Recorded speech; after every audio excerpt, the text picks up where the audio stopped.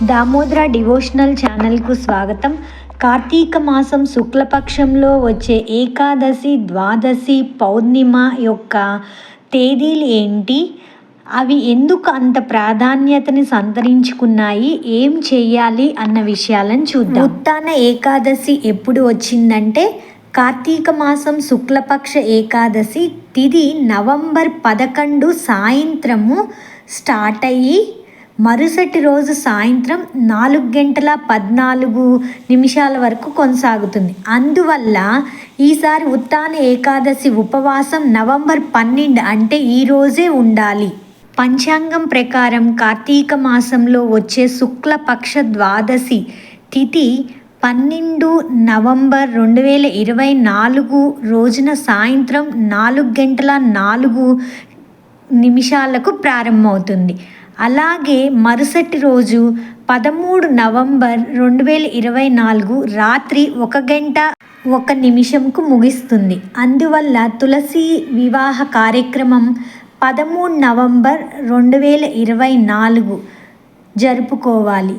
ఇంకా తులసీమాత వివాహం ఎప్పుడు చేయాలి అంటే 13వ తారీఖు సాయంత్రం ప్రదోష కాలంలోనే పెళ్లి చేయాల్సి ఉంటుంది అని పెద్దలు చెప్తున్నారు. ఇంకా కార్తీక పౌర్ణమి ఎప్పుడు వచ్చింది అంటే తెలుగు పంచాంగం ప్రకారం నవంబర్ 15 తేదీ శుక్రవారం ఉదయం 6:19 ప్రారంభమవుతుంది.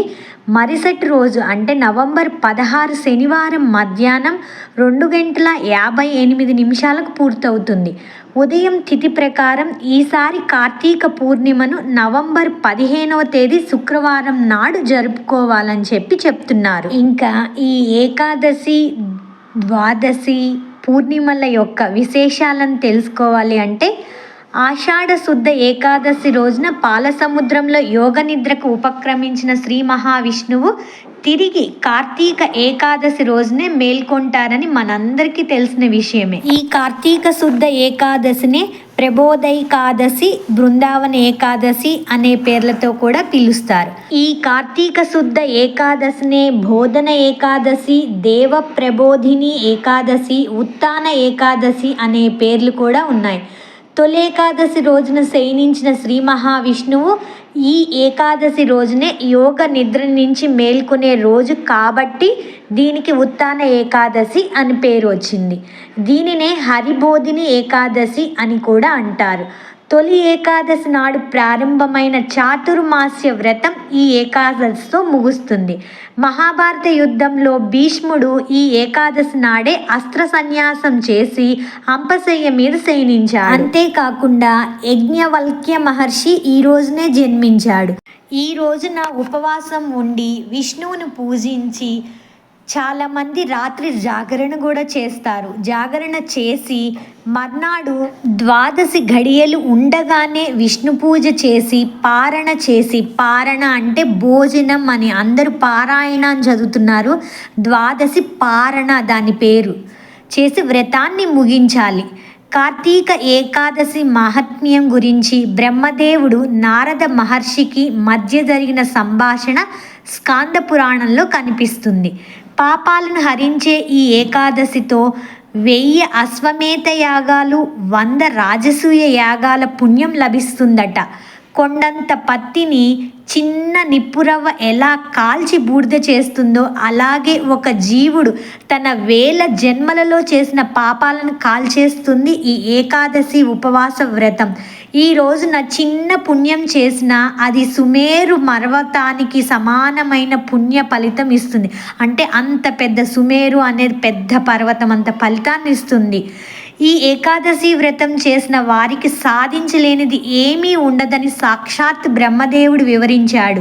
ఈరోజు ఉపవాసం ఉన్న వారికి ధాన్యం, సంపదలు, ఉన్నత స్థానంతో పాటు పాప పరిహారం జరుగుతుంది.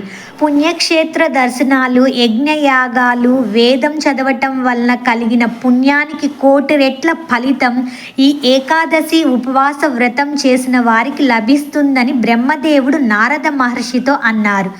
ఈ వ్రతంలో ఒక్కరికి అన్నదానం చేస్తే సూర్యగ్రహణ సమయంలో పవిత్ర గంగానదీ తీరాన 1,00,00,000 మందికి అన్నదానం చేసినంత ఫలితం వస్తుందట.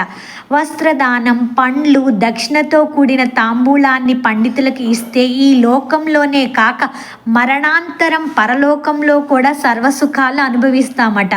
కార్తీక శుద్ధ ఏకాదశి రోజున బ్రహ్మాది దేవతలు, యక్షులు, కిన్నెరలు, కింపురుషులు, మహర్షులు, సిద్ధులు, యోగులు తమ కీర్తనలు, భజనలు, హారతులతో పాలకడిలోని శ్రీ మహావిష్ణువుని నిద్రలేపుతారు. అందువల్లే మనం కూడా అంత ఇంపార్టెంట్ ఈ ఏకాదశి అనేది. అందువల్ల ఉత్తాన ఏకాదశి రోజున ఎవరు శ్రీ మహావిష్ణువుకి హారతి ఇస్తారో వారికి అపమృత్యు దోషం తొలగిపోతుందని పురాణాలు తెలియజేస్తున్నాయి. కాబట్టి విష్ణుమూర్తికి హారతి ఇవ్వాలి. అలా కుదరకపోతే దేవాలయానికి వెళ్ళి అక్కడ స్వామికి ఇచ్చే హారతిని కన్నులారా చూసిన, హారతి కర్పూరం సమర్పించిన అపమృత్యు దోషం పరిహారం జరుగుతుంది. ఇంకా క్షీరాబ్ది ద్వాదశి విషయానికి వస్తే చాలా పవిత్రంగా భావించే తులసికి ప్రతి ఏడాది కార్తీక మాసంలో వచ్చే 12వ రోజున వివాహం జరిపిస్తారు. అంటే ఈసారి ఎప్పుడు వచ్చింది? బుధవారం రోజు నవంబర్ 13న జరుపుకుంటాం. ఆ రోజున తులసీమాత శాలిగ్రామ రూపంలో ఉన్న విష్ణుమూర్తిని వివాహం చేసుకుంటుంది. అందుకే ఆ రోజు నుంచే పెళ్ళిళ్ళు, ఇతర శుభకార్యాలు ప్రారంభమవుతాయి. శాస్త్ర ప్రకారం ఈ రోజుతోనే వర్షాకాలం ముగిసిపోతుందని, పెళ్ళిళ్ళ సీజన్ మొదలవుతుందని చెప్తుంటారు. ముఖ్యంగా తులసి వివాహం రోజునే చాలామంది పెళ్లి చేసుకోవడానికి కూడా ప్రాముఖ్యతను చూపిస్తారు. పురాణాల ప్రకారం తులసీమాత శాలిగ్రామరాయి రూపంలో ఉన్న విష్ణుమూర్తిని వివాహాన్ని సక్రమంగా నిర్వహించే వారు వైవాహిక జీవితంలో సంతోషంగా ఉంటారు. సంతానం లేనివారు భక్తి శ్రద్ధలతో తులసి వివాహ పూజ కార్యక్రమంలో పాల్గొంటే సంతానం కలుగుతుందట. ఇంట్లో శాంతి వాతావరణం నెలకోవడంతో పాటు సుఖ సంతోషాలతో ఆశీర్వదించబడతారని నమ్మకం. నెక్స్ట్ కార్తీక పౌర్ణమి విశిష్టతను చూసుకుంటే కార్తీక మాసం హరిహర దేవుళ్లకు అంకితం చేయబడుతుంది. ఇదే మాసంలో వచ్చిన పౌర్ణమికి ఎంతో ప్రాముఖ్యత ఉంటుంది. హిందూ మత విశ్వాసాల ప్రకారం ఈ కార్తీక పౌర్ణమి రోజునే ఈశ్వరుడు త్రిపురాసురుడు అనే రాక్షసుని సంహరించాడు. అందుకే దీన్ని త్రిపురి పూర్ణిమ అని కూడా అంటారట.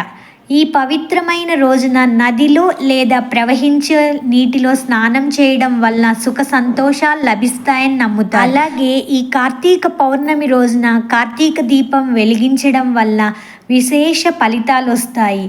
సాధారణంగా కార్తీక పౌర్ణమి రోజు దీపం వెలిగించడము అంటే 365 ఒత్తుల కట్టను తీసుకొని దానిని ఫ్యామిలీలో ఎంతమంది మెంబర్స్ ఉన్నారో అన్ని కట్టల ఒత్తులు తీసుకొని ప్రమిదల్లో పెట్టి ఆవు నెయ్యి కానీ పరిశుద్ధమైన ఆవు నెయ్యినే వాడాలి అని చెప్తారు.